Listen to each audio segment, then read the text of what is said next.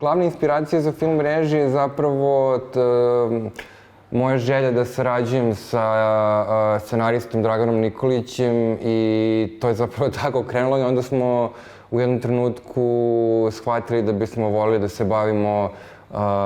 tinejdžerima. U jednom trenutku smo šetali ulicom pa smo vidjeli neke, onako, čini mi se, problematične tinejdžere i onda je meni kliknulo, Dragane, hajde da pravimo film o tinejdžerima i onako te to sad najviše zanima, a to je tema koja inače mene intrigira. Mislim da su zapravo mladi i njihovo percipiranje ljubavi možda najbitnija tema kojom ja mogu da se bavim i da mogu da kažem nešto što je relevantno. Ja volim tu vrstu priče zato što to deluje jednostavno i banalno, a zapravo nudi mnogo slojeva koji mogu da se izvuku iz nečega što je toliko bazično i što ljudi odmah shvate.